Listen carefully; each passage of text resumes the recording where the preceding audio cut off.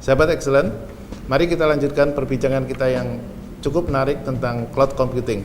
Pak Budi, apa yang harus dilakukan oleh mereka yang ingin masuk ke cloud computing, tapi merasa ada kekhawatiran, perangkat yang sudah ada sekarang itu mau diapakan gitu? Mau diapakan begitu ya? Oke, saya mungkin mulai dengan konteks ini. Jadi kalau tadi di awal saya sempat mengatakan orang seringkali takut dengan kata cloud. Dan ini yang saya hadapi saat ini kalau kita bicara khususnya di Indonesia begitu. Kita katakan, oke, saya ingin menjelaskan mengenai cloud. Oh enggak, saya belum perlu cloud begitu ya.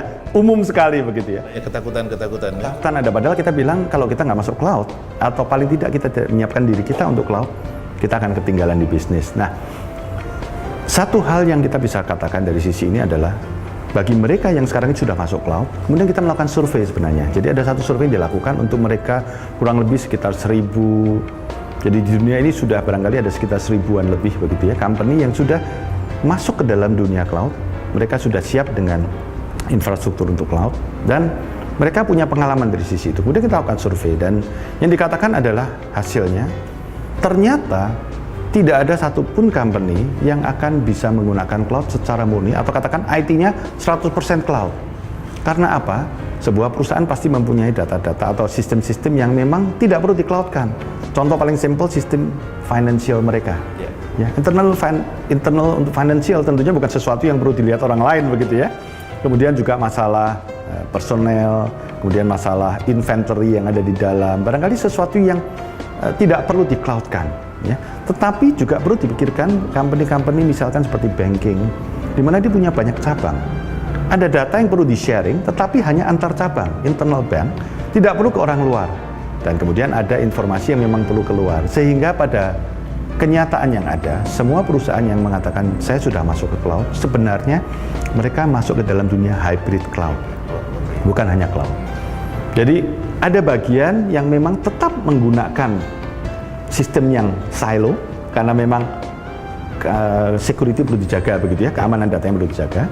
Kemudian ada yang diistilahkan dengan namanya private cloud. Nah, ini biasanya adalah berlaku untuk company yang mempunyai banyak cabang atau banyak katakan di beberapa negara, di beberapa kota, sehingga di tempat-tempat di branch atau di cabang-cabang yang ada, mereka tidak memerlukan mempunyai data center sendiri. Mereka tetap bisa connect ke data center di pusat, tetapi dengan kondisi yang jadi seakan-akan masuk ke cloud-nya begitu, tetapi aman, karena itu private cloud, jadi hanya orang-orang di dalam saja yang bisa lihat. Baru kemudian tergantung bisnis mereka, itu adalah mereka lempar ke public cloud umum. Atau barangkali beberapa aplikasi yang memang mungkin kalau company ini membeli sendiri mahal. Padahal mereka mungkin misalkan saja, apakah itu aplikasi database, aplikasi marketing, yang mereka bisa beli sebenarnya ke perusahaan lain yang menyediakan jasa cloud marketing, sehingga masuklah di dalam dunia public cloud. Dan itu yang terjadi.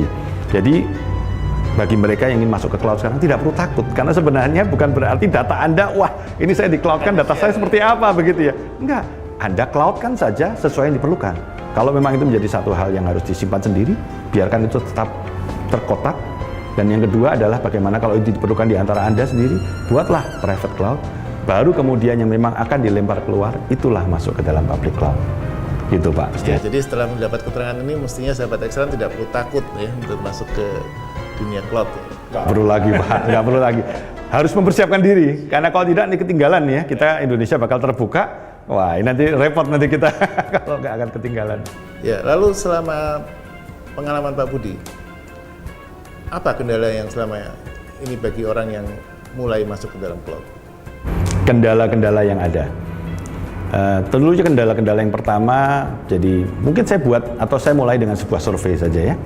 Survei yang umum yang terjadi, hampir semua saya coba pelajari beberapa survei dan bentuknya hampir sama. Survei ini sebenarnya dilakukan atau ditujukan kepada mereka yang di level entah itu IT manager atau CIO begitu ya. Mereka yang merencanakan sebuah sistem IT. Kemudian ditanyakan di sini adalah kalau mau masuk ke dalam dunia cloud, apa sih masalah yang menjadi kendala utama?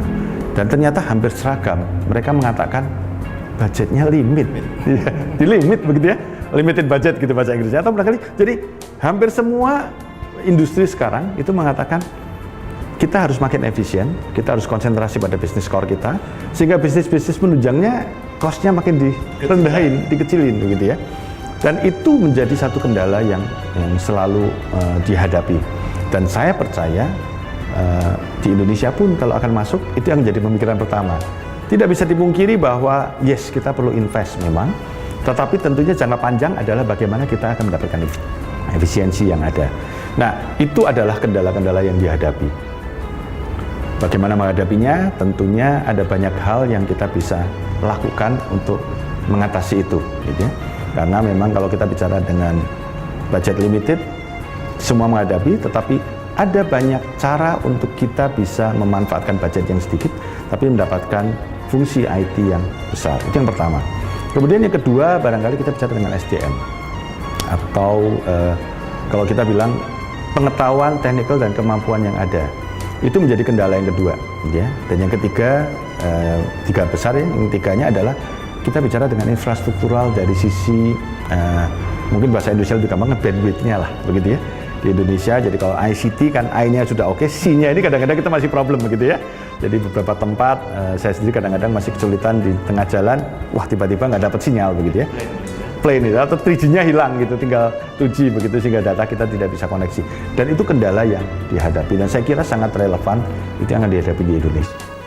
Lalu kesiapan infrastruktur dari Indonesia sendiri bagaimana untuk bisa mengadop semua pemakaian ini dengan baik? Yang saya lihat kalau kita bicara dengan Indonesia, saya kira arahan dari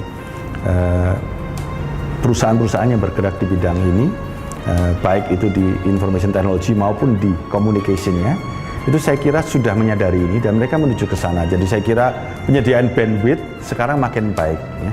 Tidak ideal, tetapi saya kira itu satu hal yang perlu kita cermati bagaimana, dan kita perlu kita dorong bersama-sama agar bandwidth yang ada makin baik bagi kita, makin banyak, makin tersedia di mana-mana, sehingga Indonesia juga bisa makin menikmati teknologi yang baru ini dengan baik untuk kehidupan kita bersama, gitu Pak. Ya, baik. Terima kasih Pak Budi. Sahabat Excellent, tidak terasa 30 menit sudah berlalu, padahal pembicaraan ini sedemikian menarik, dan semoga apa yang Sahabat Excellent saksikan bisa memberikan ide-ide, motivasi guna meningkatkan efisiensi bagi perusahaan Sahabat Excellent semua.